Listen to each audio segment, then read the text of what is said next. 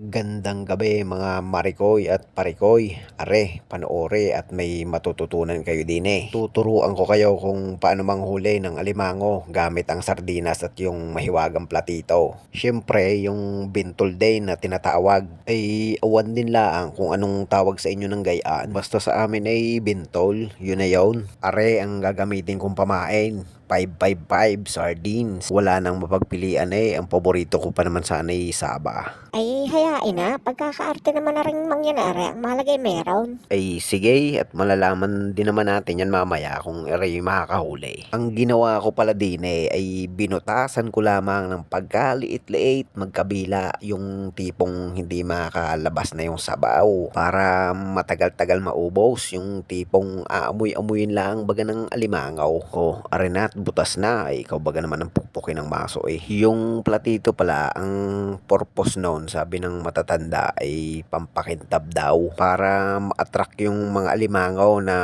pumunta doon sa bintol. Abay, syempre, kahit ako din naman ang alimangoy, pag nakita ko yung platito at may kasama pang sardinas ay talagang lalantakan ko yan. Ay oo nga, ay special nga naman sa Mindoro yun. Ipinagpapalit nga ho namin yan sa native na manok. Ay di rin na nga ho at itinali ko na yung sardinas. Kailangan ho'y matibay ang pagkakatali mo diyan at ang hindi matanggal. Ay sa pagkakalalim pa naman ng dagat din 50 meters nga ho pala ang lalim ng dagat din kaya mahaba-habang berahan kapag ikay papandaw na. Are at inarya ko na ang ating mahiwagang bintol. Testingin nga natin kung makakahuli ang ating pinagbabawal na technique. Makinig nga ho muna kayo ng music at nang kayo ay malibang. Pasensya na ho at pagkakasakit talaga ng aking lalamunan. Medyo may kalamigan din kasi ang hangin din kapag gabi din sa Canada.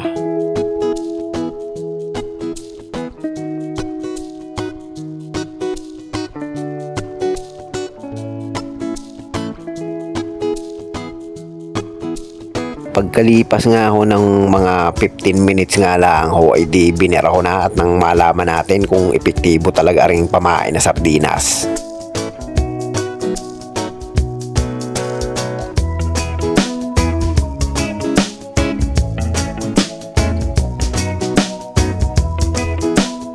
Medyo may kabigatan nga lang ho ay nalaban eh. Aba, ay marami nga yatang huli.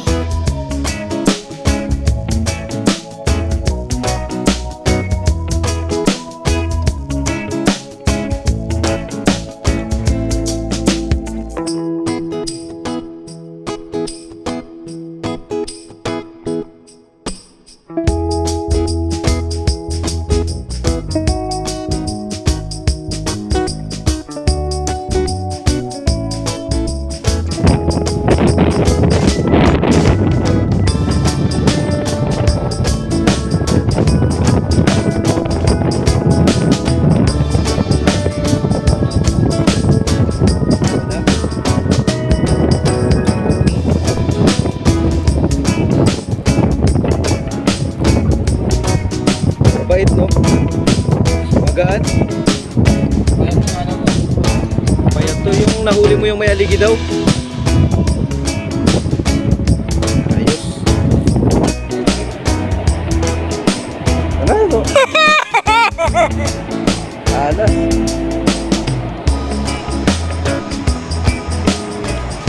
Okay.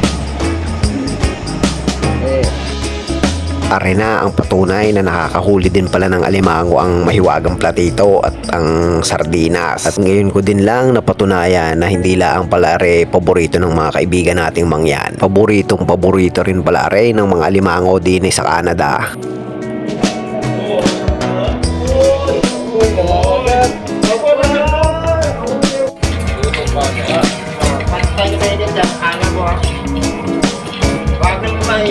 Wow!